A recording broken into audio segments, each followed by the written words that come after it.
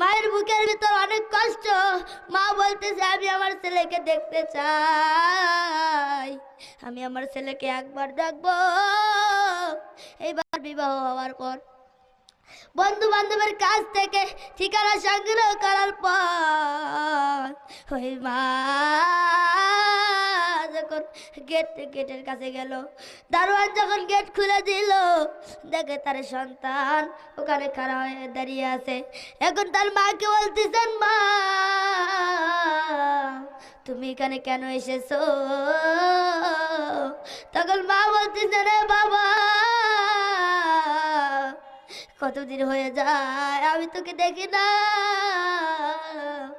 সেই জন্য আমি একটা বার তোকে দেখতে চাই রে বাবা। ছেলে বলতেছে, না না তুই এখান থেকে চলে যা। আমার শ্বশুর বাড়ির লোকজন যদি এসে বলে এই ছেঁড়া শাড়ি পরা মহিলাটাকে, আমি উত্তর দিতে পারবো না রে মা, তুই যা যা, তুই এখান থেকে চলে যা। ছেলেটি পকেট থেকে কয়েকটি টাকা বার করে মার হাতে দিল। এইবার ওই ছেলেটির স্ত্রী এসে বলতেছে, এই ছেঁড়া শাড়ি পরা মহিলাটাকে? ছেলে বলতেছেন, এটা আমার বাড়ির কাজের মহিলা।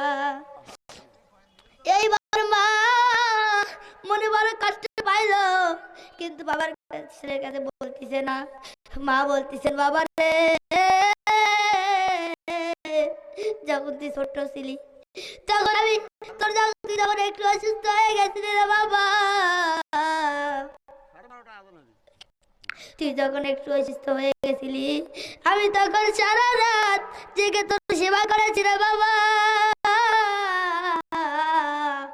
তাহাজ্জুদের বিছানায় পড়ে আল্লাহর কাছে দুই হাত তুলে আল্লাহকে বলবি, মাওলা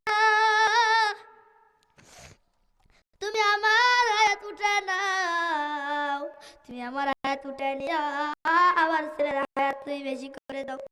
এ বাবা আজকে তুই আমাকে ভুলে গেলি রে বাবা, আমি এই দুঃখের কথা আর কাউকে বোঝাইতে পারবো না।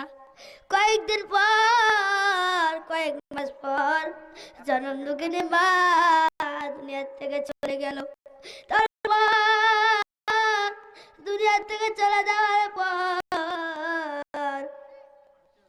ওই ছেলে নিজের ভুল বুঝতে পেরে এসে মার কাছে এসে বলতেছে, মা তো ভুল বেড়ে এসে তখন এসে মাকে ডাকতেছে, মা